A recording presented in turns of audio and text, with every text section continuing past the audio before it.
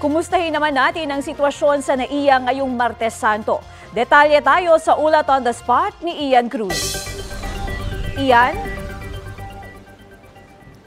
Yes, Katrina, patuloy nga ang pagdating at pag-alis ng mga biyahero dito sa NAIA ngayong Martes Santo. At sa ating naobserbahan naman, Katrina, ay walang matinding mga imbudo ng mga pasahero dito sa NAIA Terminal 3. At kung tutuusin nga, Katrina, ay mas marami na yung mga pasahero na dumaan dito sa NAIA sa nakalipas sa 2 araw ng Semana Santa.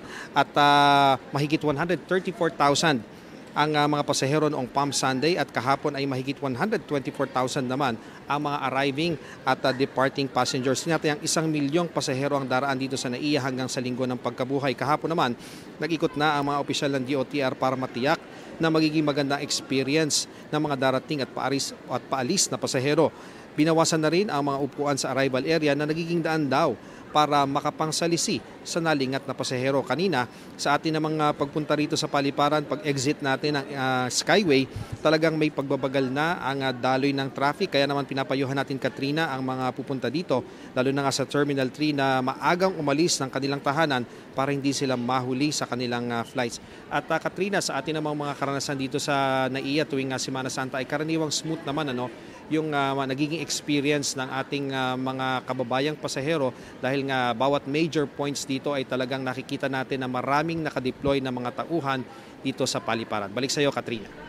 Iyan, kailan daw yung pinaka-peak o bulto o dagsangan ng mga tao na babiyahe dyan sa NAIA?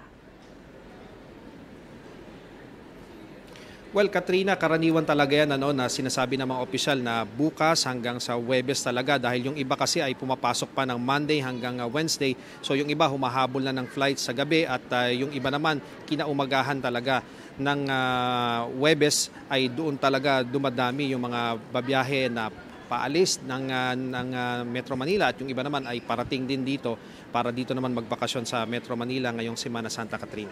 Maraming salamat, Ian Cruz. Kapuso, para sa mga maiinit na balita, mag-subscribe sa GMA Integrated News sa YouTube. Sa mga kapuso naman abroad, subaybayan nyo kami sa GMA Pinoy TV at sa www.gmanews.tv.